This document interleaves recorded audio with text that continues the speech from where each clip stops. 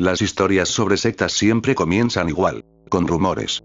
Con voces que viajan entre pasillos, susurros que parecen exageraciones, advertencias que nadie toma realmente en serio. Pero lo que estás a punto de escuchar no es rumor, ni invención, ni mito moderno. Son relatos contados por personas que juraron nunca volver a mencionar lo que vivieron porque hacerlo es como volver a abrir una puerta que jamás debió existir. Una puerta que, una vez abierta, no vuelve a cerrarse del todo. La primera historia proviene de un hombre llamado Esteban, un paramédico que solía cubrir turnos nocturnos en zonas rurales. Él atendía a accidentes carreteros, emergencias domésticas, cosas que cualquier paramédico ve con el tiempo. Pero hubo una madrugada que marcó el final de su tranquilidad mental. Esa noche recibió un reporte extraño, casi ridículo. Un hombre había sido encontrado desorientado, desnudo, caminando en medio de la carretera, cubierto de tierra y con símbolos grabados en la piel. No tatuajes. Grabados como si alguien los hubiera trazado con un objeto afilado. Cuando Esteban llegó, el hombre estaba arrodillado en la grava, temblando, sus ojos totalmente desorbitados, incapaces de parpadear. Esteban le puso una manta encima y trató de preguntarle qué había pasado, pero el hombre solo repetía una frase fragmentada. Los ojos vienen, no los mires, no los mires.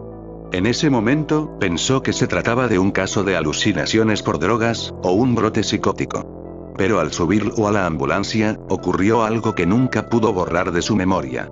Las luces interiores parpadearon, la radio comenzó a emitir ruido estático, y el hombre empezó a gruñir, como si le costara respirar.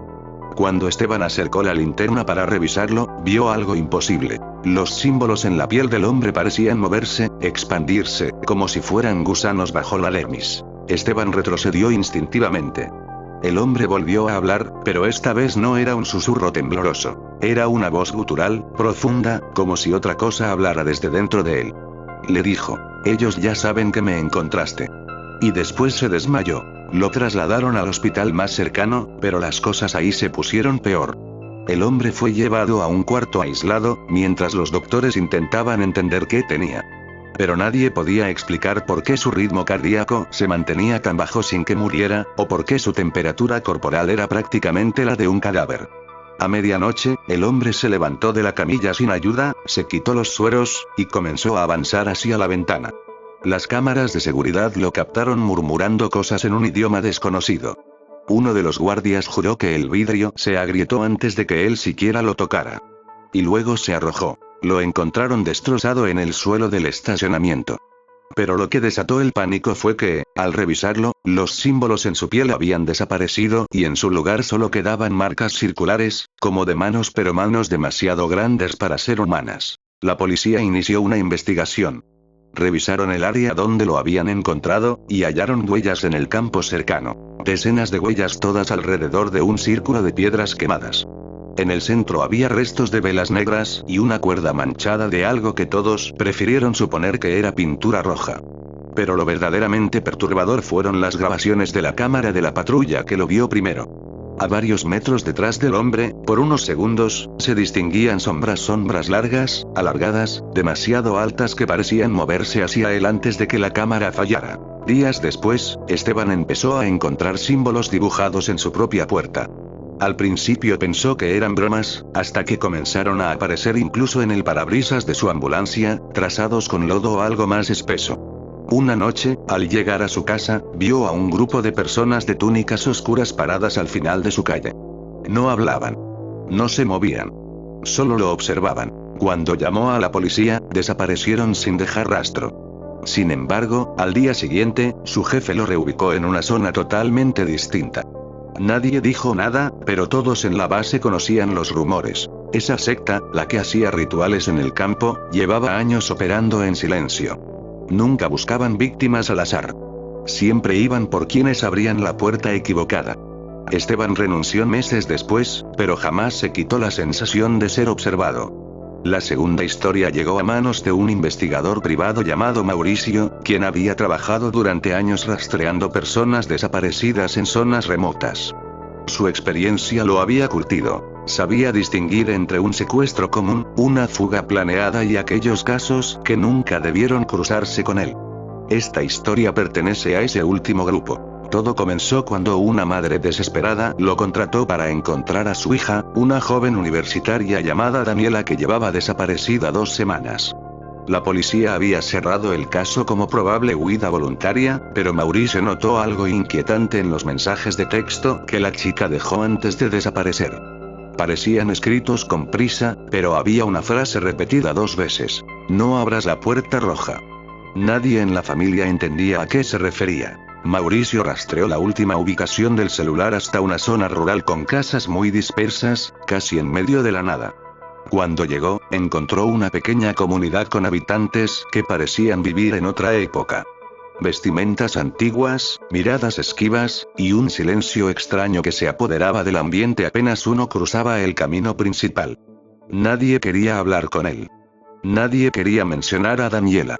De hecho, algunos fingían no saber de quién estaba preguntando. No fue hasta que cayó la noche que una anciana se acercó a Mauricio con una linterna temblorosa. Lo tomó del brazo y le dijo una sola frase. Si la puerta roja ya se abrió, ya no hay salvación, pero usted no debe acercarse.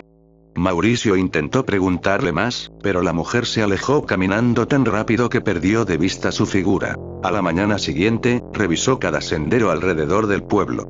En la ladera de un cerro encontró una construcción abandonada. Una cabaña pequeña, hecha con madera podrida y con una puerta perfectamente pintada de rojo intenso, como si hubiera sido retocada hacía apenas horas. Era tan profunda y brillante que parecía húmeda.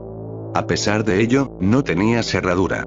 Solo un agujero donde antes hubo un picaporte. Mauricio sintió un impulso de alejarse, pero también sabía que en casos como este, el tiempo significaba la vida o la muerte de una persona. Empujó la puerta. Adentro no había muebles ni ventanas, solo un cuarto oscuro y un olor a humedad mezclado con hierro. En el piso había un símbolo enorme dibujado con algo que parecía pintura negra, aunque Mauricio sospechó desde el primer momento que no lo era. El símbolo tenía una forma espiral, con marcas de uñas alrededor, como si alguien hubiera intentado borrar el diseño, pero sin éxito. Había también una silla en el centro, con las piernas rotas y manchas secas que parecían haber sido dejadas por alguien que forcejeó demasiado. Al revisar el lugar, encontró algo más. Colgado en la pared, sostenido con clavos oxidados, había un pedazo de tela. Un suéter. El mismo suéter que Daniela llevaba el día que desapareció. De pronto escuchó un crujido detrás de él. Un sonido de madera llegando desde algún rincón oscuro. Mauricio alumbró con su linterna, pero el haz de luz se debilitó, como si el aire dentro de la cabaña fuera más denso. Entonces vio algo moverse. No una persona. No una sombra. Algo que parecía una figura encorvada, con los brazos demasiado largos, apoyando las manos en el suelo como si fueran garras. La linterna parpadeó, y en ese segundo de oscuridad, el sonido cambió. Ya no eran crujidos. Era respiración. Respiración profunda, cansada detrás de él. Mauricio se dio la vuelta y sintió un golpe violento que lo lanzó contra la pared. Su cabeza chocó con la madera y su visión se volvió borrosa. Lo último que alcanzó a ver antes de perder la conciencia fue la silueta de varios cuerpos encapuchados entrando por la puerta roja, rodeándolo, susurrando un canto gutural que hacía vibrar la cabaña. Despertó en movimiento, atado de pies y manos, siendo arrastrado por 2 figuras hacia un claro del bosque. Vio antorchas, vio símbolos marcados en los árboles, y vio a una multitud con túnicas oscuras formando un círculo alrededor de un altar de piedra. Y sobre ese altar, inmóvil, estaba Daniela. No parecía muerta, pero tampoco despierta. Sus ojos estaban abiertos, pero no parpadeaban. Su respiración era superficial, casi imperceptible. Un hombre, aparentemente el líder, levantó un cuchillo ritual tallado con caneos pequeños.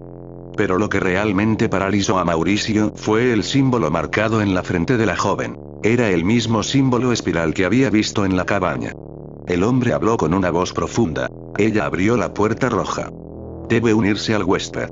Mauricio intentó gritar, pero uno de los encapuchados le cubrió la boca. Todo sucedió muy rápido. El líder levantó el cuchillo para realizar un corte, pero algo inesperado ocurrió. El aire cambió. Las antorchas comenzaron a vibrar. Las sombras alrededor del círculo se movieron de forma antinatural, como si algo más estuviera entrando en el ritual, algo que ellos mismos no habían invocado. El líder detuvo el cuchillo. Todos los encapuchados se quedaron inmóviles. Y entonces, detrás del altar, la oscuridad se abrió como una cortina. Algo salió. No era humano. No tenía forma definida. Parecía un conjunto de extremidades moviéndose como raíces, buscando algo o a alguien. Uno de los encapuchados gritó. La puerta se abrió demasiado. El caos estalló. Gente corriendo, gritos ahogados, antorchas cayendo. Mauricio aprovechó el desorden para liberarse parcialmente y arrastrarse hacia Daniela. Intentó despertarla, pero ella murmuró algo apenas audible. No lo mires. No mires lo que sale de ahí. La criatura comenzó a extenderse, ocupando el espacio, absorbiendo las sombras, deformando los cuerpos que alcanzaba. Mauricio tomó a Daniela como pudo y trató de escapar por el bosque. No recuerda cómo lo logró. Solo recuerda las voces detrás, las súplicas, los gritos transformándose en algo que no pertenecía a ningún ser vivo. Daniela sobrevivió, pero jamás volvió a hablar del tema. Mauricio renunció a su trabajo y desapareció del ojo público. La comunidad donde ocurrió todo fue encontrada días después completamente vacía. No había rastros de las personas, ni de cuerpos, ni de la criatura. Pero la cabaña seguía ahí y la puerta roja también, intacta, como esperando a que alguien más la abra. La tercera historia proviene de una mujer llamada Irene, quien durante años trabajó como cuidadora nocturna en un convento antiguo situado en lo alto de una colina. El convento, aunque todavía activo, tenía partes tan deterioradas que parecían haber sobrevivido apenas por inercia. Habitaciones selladas, pasillos donde el eco tardaba demasiado en desaparecer, y una capilla secundaria que las monjas jamás permitían que Irene limpiara. Cada vez que preguntaba por qué, respondían con la misma frase: ese lugar ya no es nuestro. Pero todo comenzó a empeorar cuando llegó una nueva religiosa, una joven llamada Sor Amalia.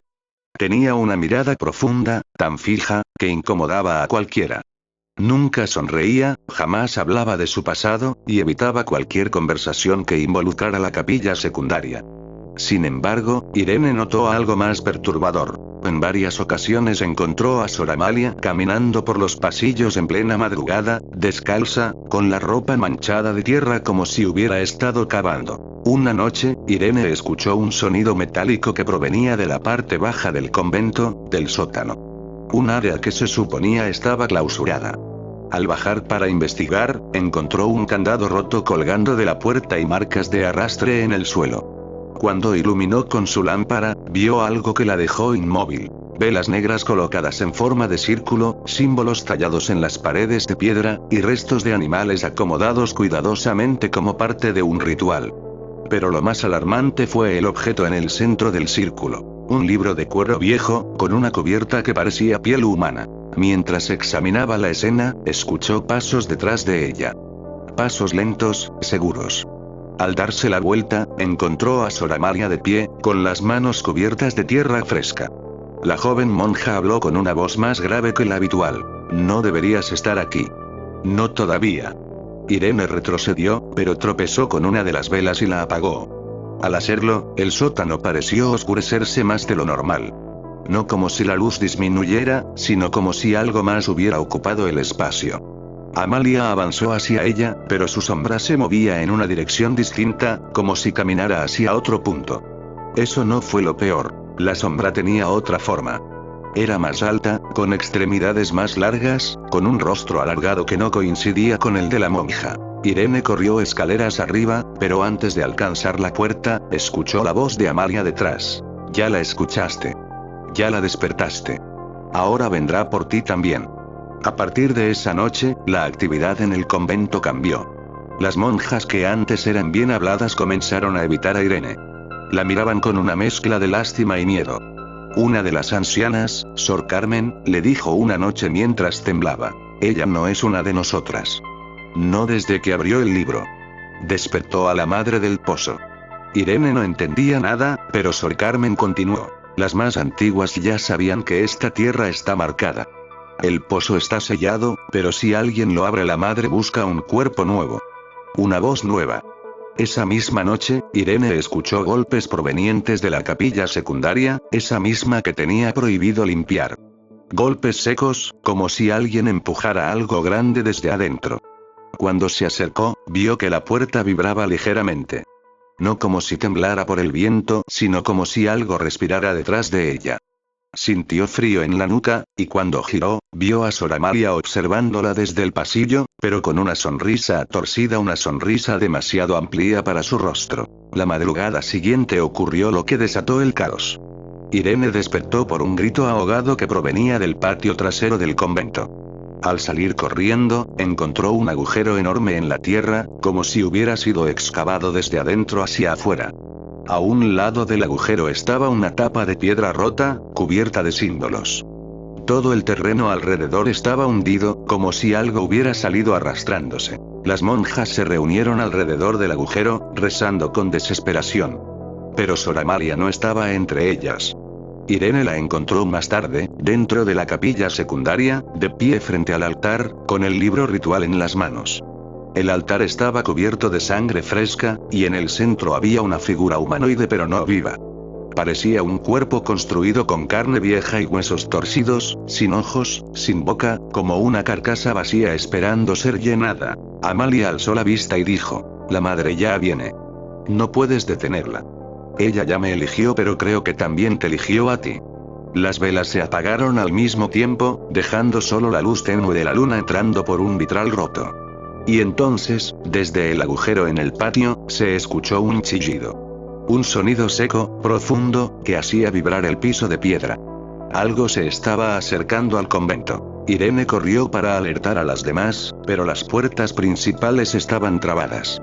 Al intentar abrirlas, escuchó un susurro a su lado, pegado a su oído, aunque no había nadie ahí: «No corras. No sirve correr. Ya estás marcada igual que ella». Cuando volvió a la capilla, Sor Amalia ya no estaba. Pero el cuerpo sin ojos del altar tampoco. Solo quedaba el libro, abierto en una página donde un dibujo mostraba exactamente lo que Irene temía. Una figura femenina con múltiples brazos saliendo de un pozo, rodeando a dos figuras humanas. Una de ellas era claramente Amalia. La otra tenía el rostro de Irene. Aquella noche, el convento entero fue clausurado por las autoridades después de que las monjas, histéricas, lograran escapar y pidieran ayuda.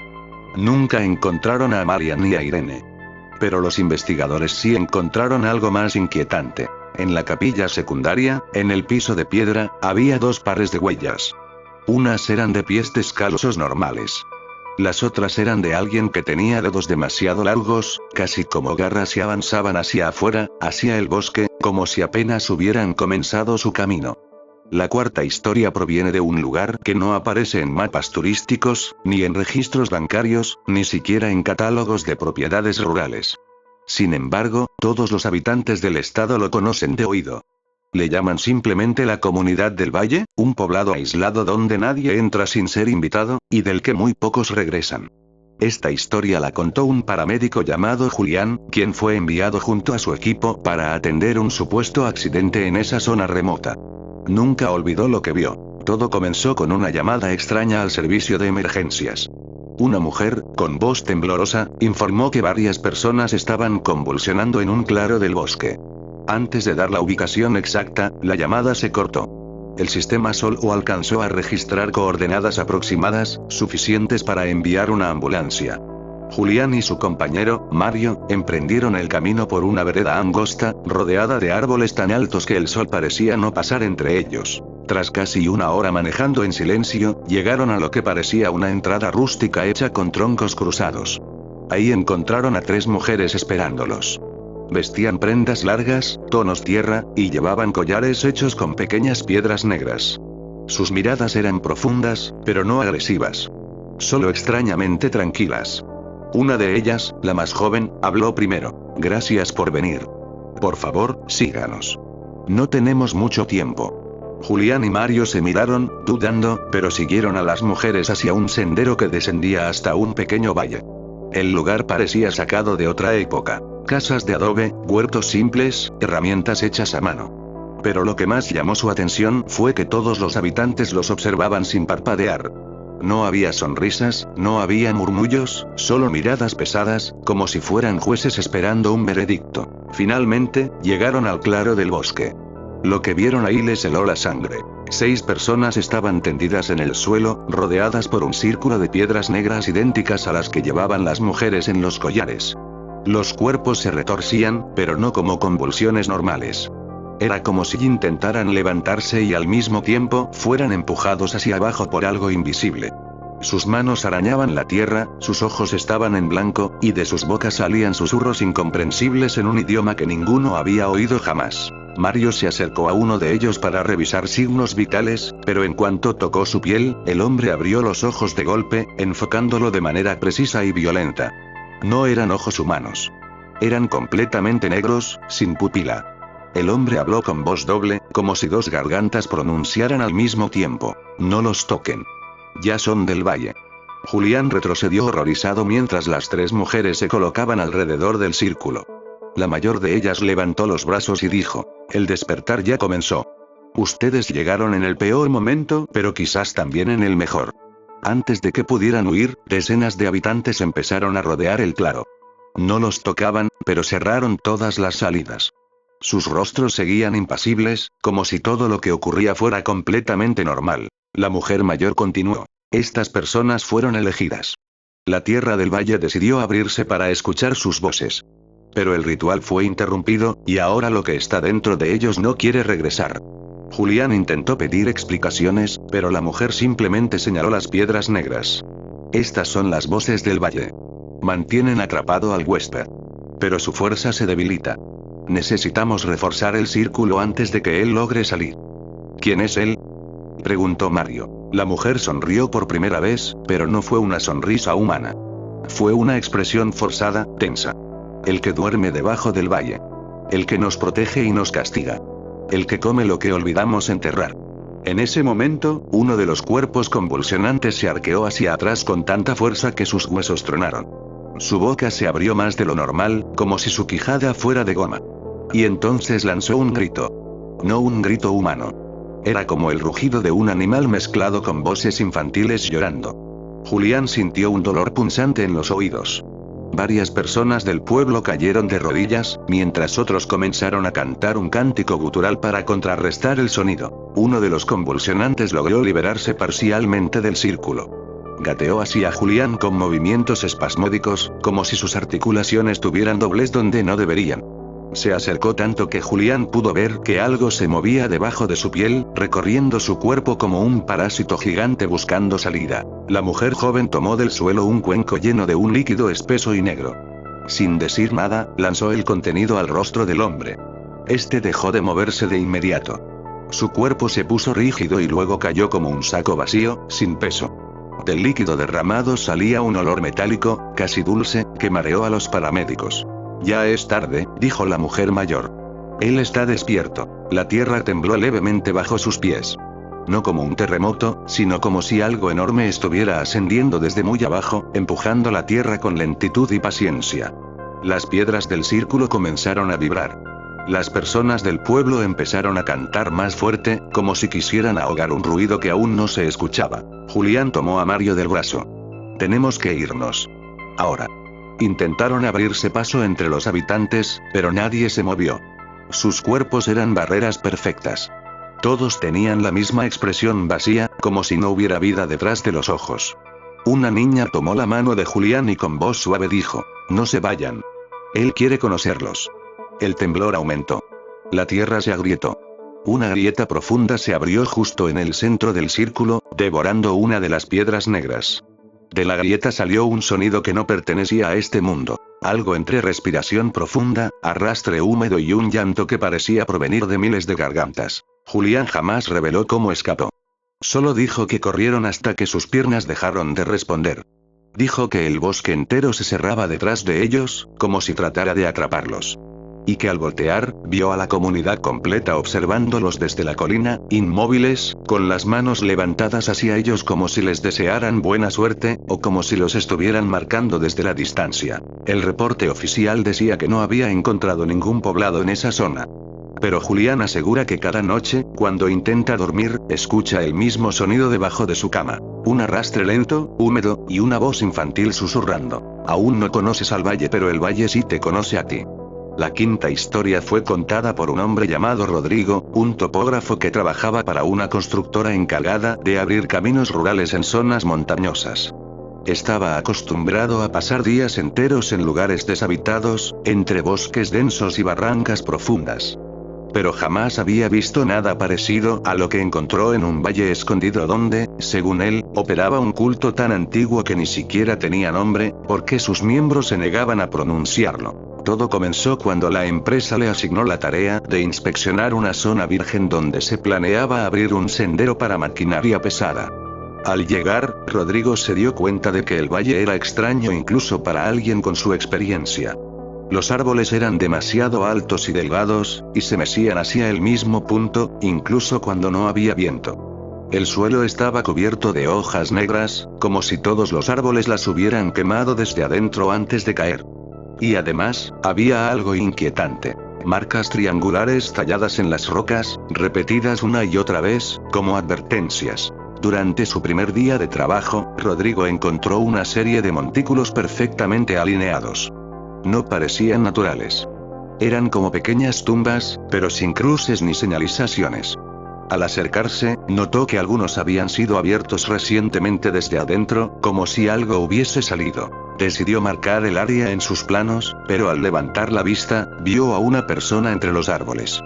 Era una mujer muy delgada, de piel pálida, con una túnica sencilla hecha de fibras vegetales. No llevaba zapatos, ni accesorios, salvo un collar de dientes pequeños, demasiado uniformes para pertenecer a animales. Lo miraba fijamente, sin parpadear.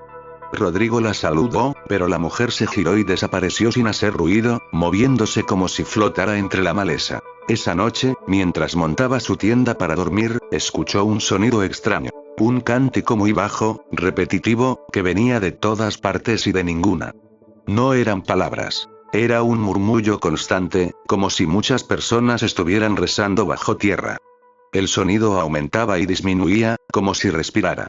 Rodrigo intentó dormir, pero el murmullo se metió en sus sueños. Soñó con figuras largas y esqueléticas que se movían alrededor de su tienda, tocando la lona con dedos fríos y húmedos. A la mañana siguiente encontró alrededor de su campamento 7 piedras formando un círculo perfecto. En cada piedra había un símbolo triangular igual al que había visto en las rocas. Esto no podía haber sido casualidad. Alguien había estado ahí mientras dormía. Alguien que lo estaba observando. Aún así, continuó trabajando. Necesitaba terminar la inspección. Pero todo se volvió peor al tercer día. Mientras recorría una orilla del valle, escuchó un sonido profundo, como un lamento que se extendía entre los árboles. No era un animal. Era demasiado articulado, demasiado humano. Siguiéndolo, llegó a un claro donde encontró a 3 personas hincadas alrededor de un agujero enorme. Vestían túnicas similares a la mujer que había visto antes. Uno de ellos sostenía una cuerda que descendía al agujero, como si estuvieran sacando algo. Rodrigo quiso alejarse, pero una rama crujió bajo su pie y las 3 figuras levantaron la cabeza al mismo tiempo. Sus ojos estaban completamente blancos, sin iris, sin pupila. No parecían sorprendidos. Parecían molestos por haber sido interrumpidos. Una de las personas habló con voz áspera, casi reptil. Este valle no quiere caminos. No quiere visitantes. El que duerme debajo no tolera ser perturbado. Rodrigo retrocedió, pero los 3 se pusieron de pie de una forma antinatural, como marionetas tiradas por hilos invisibles. Entonces, el agujero del centro lanzó un sonido. Un gruñido húmedo, lento, pesado. Algo se movió ahí abajo. Algo muy grande. Una mano salió de la oscuridad. No era una mano humana. Era enorme, con dedos demasiado largos y articulaciones invertidas. La piel era grisácea, como una corteza vieja, y estaba cubierta de tierra húmeda. Los 3 miembros del culto empezaron a cantar de nuevo, como si intentaran mantener a la criatura dentro del agujero. Pero la cuerda comenzó a tensarse sola, como si algo la jalara desde adentro. Rodrigo corrió. No miró atrás. Solo escuchó cómo las voces se volvían gritos, primero desesperados y luego se apagaban de golpe. Cuando llegó a su campamento, encontró algo aún más aterrador. Todas sus herramientas estaban acomodadas formando un triángulo perfecto alrededor de su tienda. Los cables de medición, las varillas, los mapas. Todo organizado con una precisión imposible. Y encima de su maleta, había una nota escrita con carbón. No vuelvas a bajar al valle. Está hambriento. Rodrigo abandonó su equipo, sus planos, todo. Bajó la montaña como pudo y reportó que el terreno era inestable, peligroso, imposible de trabajar. La empresa cerró el proyecto. Pero semanas después, cuando revisaba los mapas satelitales del área para un informe final, notó algo imposible. En el centro del valle, donde él había visto el agujero, ahora se veía claramente un triángulo perfecto de tierra removida. Como si algo enorme hubiera salido o hubiera cambiado de lugar. Desde entonces, Rodrigo siente que alguien lo sigue. A veces, al caminar por la calle, escucha pasos detrás de él. Otras veces, al quedarse dormido, oye nuevamente ese murmullo grave, ese cántico que parece provenir de muy, muy abajo. Y cada mañana, sin falta, encuentra pequeñas piedritas negras en la entrada de su casa, siempre dispuestas formando un triángulo perfecto, siempre apuntando hacia su puerta. Cuando llevó una muestra de esas piedras a un laboratorio, el resultado llegó con una nota manuscrita del analista. Esto no es roca. Es algo orgánico. Algo que no debería estar vivo. Ella no debía haber llegado ahí. Que nada de lo que había pasado era casualidad. Que desde antes de que naciera, su nombre estaba escrito en los registros de la secta. El anciano le habló con un tono que parecía arrastrar siglos encima, como si su voz fuera el eco de voces antiguas. Le explicó que su bisabuela había sido uno de los primeros sacrificios voluntarios del culto, y que, al ofrecerse, marcó el linaje de su familia para siempre. Que cada 3 generaciones, la secta reclamaba a uno de sus descendientes para intentar el cruce, el ritual que abriría el umbral definitivo entre su mundo y otro más antiguo, más oscuro, más vasto. Ella lo negó. Gritó. Lloró. Pero los encapuchados no se movieron ni un centímetro. Ya no parecían personas. No respiraban. Estaban absolutamente inmóviles, como figuras talladas en piedra. El anciano levantó el arma que llevaba colgando a un costado. No era un cuchillo común. Estaba hecho de un metal poroso, ennegrecido, lleno de símbolos grabados a mano. Dijo que ese era el instrumento usado por generaciones para abrir el canal. Que el ritual no podía detenerse. Que el bosque ya había respondido al llamado. Ella, en puro terror, intentó retroceder, pero al hacerlo pisó algo que se movió bajo sus pies. Miró. Era una mano. Una mano humana, desgarrada, que emergía entre las raíces. Y luego otra. Y otra. Como si el bosque entero intentara salir de la tierra para presenciar el ritual. Los encapuchados comenzaron a susurrar algo ininteligible. No era un idioma humano. Sonaba a jadeos, a palabras rotas, a voces pronunciadas hacia adentro. El anciano levantó el cuchillo y lo colocó sobre el pecho de Isabella. Y entonces, un grito rompió la noche. No fue humano. No fue animal. Fue algo que sonó como miles de voces al mismo tiempo, como si